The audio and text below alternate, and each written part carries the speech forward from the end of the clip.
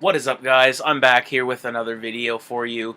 Not wrestling related this time, it's actually UFC related. Now, as we all know, TJ Dillashaw is kicking ass and taking names lately, and as of late, he has defeated Cody Garbrandt in their rematch from UFC 207.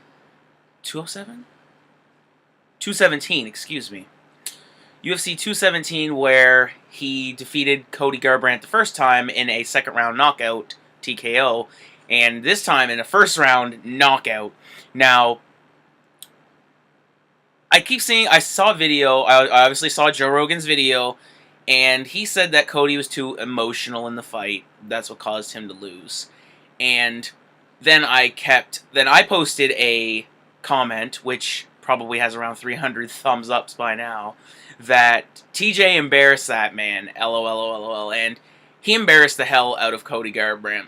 Now, I kept seeing the comments stemming off of my comments saying how TJ got lucky and he did this and he did that and he did this and he did that, but most of the comments were agreeing with me, saying how TJ's just a better fighter. And you guys are delusional if you think that TJ got lucky twice in a row. There wasn't like a tune-up fight or anything like that in between. This was consecutive Cody 2, back to back. So then I realized, I said to myself, you know what, I gotta get a video out of this because I'm tired of seeing people make excuses for fighters / celebrities, things like that.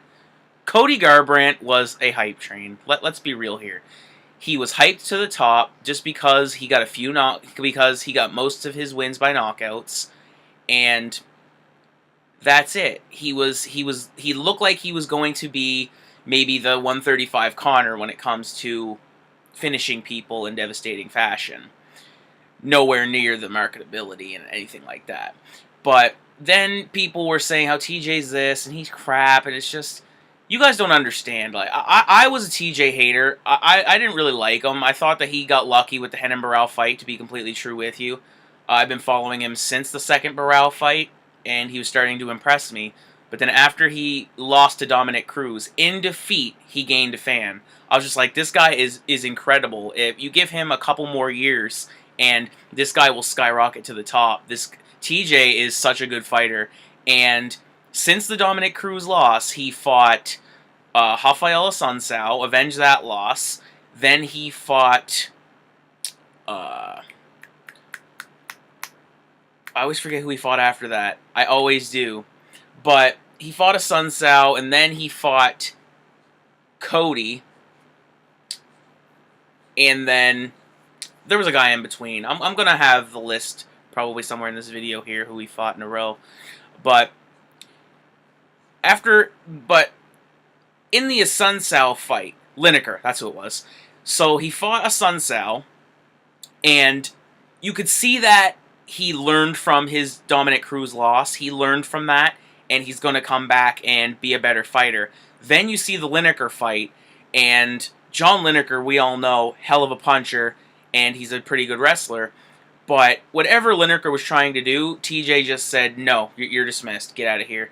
And TJ just showed that he was the better fighter, and since the Assunção fight, he got better. Then he fought Lineker, was real good in that fight, and then he finally fought Cody, and it was just like, it was incredible, the transformation, that every fight he gets better. So it's like John Jones, where John Jones will take your strength and make it his strength. He basically takes, he sees you and he's just like, oh, okay, boom, I'll take your skill set, thank you, that's mine now. And he perfects it. So if you're a wrestler, he becomes a better wrestler than you. If you're a kickboxer, which he already kind of has that style, he'll just make it better. And I think that's what TJ's doing. TJ, and he has one of the best minds in MMA, Dwayne Ludwig, at his side, so that's also helping him. But TJ has the potential to be the UFC's next biggest star. And I mean that. And it would be incredible to see, because unlike Conor, he's defending his belt, and he's doing things that Conor's not doing. TJ will talk shit, but then back it up. Conor talks shit from the sidelines. He talks shit from the sidelines when he's not even here. I can't stand the man. But TJ could be big as Conor if they market him. If they choose to market him the way that they marketed Ronda and Conor McGregor, TJ Dillashaw could be the next big thing because he's always improving. He's a stand-up dude from what I can see. Like, when the cameras are on, he doesn't put on an act. And you don't hear about him being a dickhead. He could be a douche, but like I said, I was a TJ hater, and my perception of people's alright. It's pretty decent. So I see a stand-up dude as long as you're not being a prick to him, he seems like he's a pretty cool guy to you. So as long as they market TJ, he will be the next big thing. Mark my words. I said it here. Because the man, he's always evolving his skill set. And he has Dwayne Ludwig, one of the best minds for fighting, at his side. And if Dwayne Ludwig, Jackson Wink got together in one room, holy Jesus, I couldn't even imagine the fighter that they could create with all their styles mashing together. But yeah, I just thought I would make a quick thing of voicing my opinion on TJ Dillashaw. He did not get lucky. He knocked out Cody twice in a row. That's not luck. What Conor McGregor did to Aldo, that wasn't luck, but it wasn't a fight. You know what I mean? Like, it wasn't a fight like this was a fight. Garbrandt and TJ2 was a fight compared to Aldo and McGregor. Because although McGregor did have skill, and we can't dispute that, he did get that lucky. He did catch Aldo coming in. It wasn't, if Aldo had stuck with his game plan, didn't allow the emotions to run wild, he probably would have won that fight, most likely.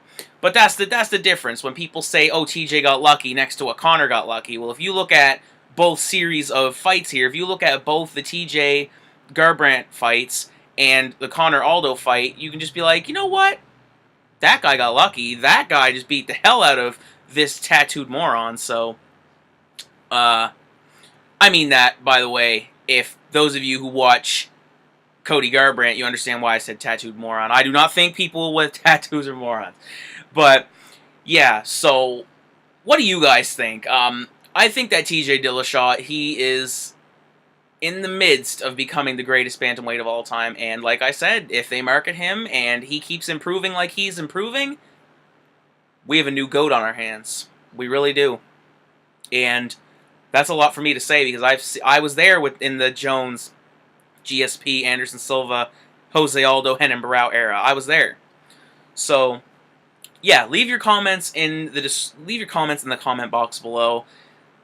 I want to hear your opinions on TJ Dillashaw. If you think that with the resume that he is presenting and the improvements that he is showing every single fight, do you guys think that he has the makings of being the next greatest of all time, or do you think that he's going to have a couple fights and fall short? Leave a like if you guys like this video. Hit the subscribe if you like the video also, because you guys already know we like to keep it all the way G. Peace.